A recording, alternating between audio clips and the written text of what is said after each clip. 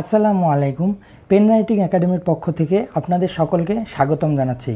আজকে আমরা ষষ্ঠ শ্রেণীর বাংলা অ্যাসাইনমেন্টের প্রথম সপ্তাহের যে অ্যাসাইনমেন্টটা আছে আমরা সেই অ্যাসাইনমেন্টটা সম্পর্কে একটু দেখব যে কিভাবে আমরা অ্যাসাইনমেন্টটা করতে পারি।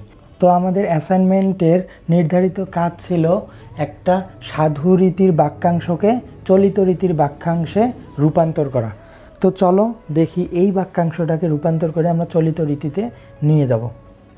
তো এখানে দেখো, তারপর স্বর্গীয় দূত পূর্বে যে টাকওয়ালা ছিল তার, এই যে তার আছে না, তার আমাদের মূল বাক্যাংশে আছে তাহার, অর্থাৎ সাধু রীতিতে আছে, আমরা সেটাকে চেঞ্জ করে চলিত রীতি বানিয়েছি। তোমরাও এরকম করবা যে যখন তোমরা অ্যাসাইনমেন্টটা লিখবা তখন তোমরা সাধু রীতিটা ব্র্যাকেটের মধ্যে রাখবা আর চলিত রীতিটা এভাবে লিখবা এবং পাশে আন্ডারলাইন করে দিবা। তাহলে বুঝতে সুবিধা হবে, যে টিচার খাতাটা দেখবে তার কাছে খাতাটা দেখতে সহজ হবে, তার খাতাটা দেখতে ভালো লাগবে, তখন দেখা যাবে তোমরা অতি উত্তম পাবা।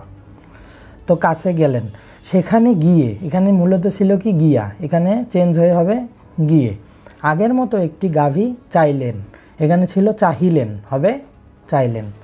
সেও ধবল রোগীর মতো তাকে, মানে ছিল তাহাকে, এখানে হবে তাকে, কিছুই দিল না। তখন স্বর্গীয় দূত বললেন, আচ্ছা যদি তুমি মিথ্যা বলে থাকো, মূলত আমাদের ইয়াতে ছিল বলিয়া, বলে থাকো তবে যেমন ছিলে আল্লাহ তোমাকে আবার তেমনই করবেন। তো আমাদের মেইন কাজটা এইটাই, যে তোমরা পুরো অনুচ্ছেদটা তুলবা আর সাধু রীতিটা ব্র্যাকেটে রাখবা আর চলিত রীতিটা পাশে লিখবা এবং সেটাকে আন্ডারলাইন করবা। তাহলে যে টিচার খাতা দেখবে তার কাছে অনেক সুবিধা হবে, অনেক।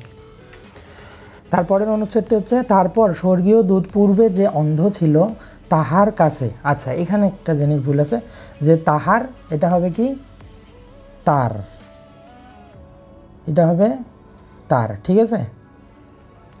তার কাছে গিয়ে বললেন, আমি এক বিদেশি, বিদেশে আমার সম্বল ফুরিয়ে, এটা হবে ফুরাইয়া ছিল, হবে ফুরিয়ে গিয়েছে।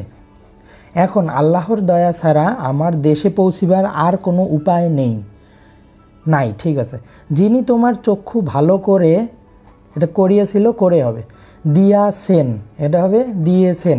আমি তোমাকে সেই আল্লাহর দোহাই দিয়ে একটি ছাগল চাচ্ছি, যেন আমি সেই ছাগল বেচা টাকা দিয়ে, এটা হবে দিয়াছিল, দিয়ে হবে দেশে ফিরে যাইতে পারি, ঠিক আছে। যাইতে হবে না, এখানে হবে যেতে পারি। আর এই অ্যাসাইনমেন্টটা আমার ফেসবুক গ্রুপ এবং ফেসবুক পেজে তোমরা পাবা।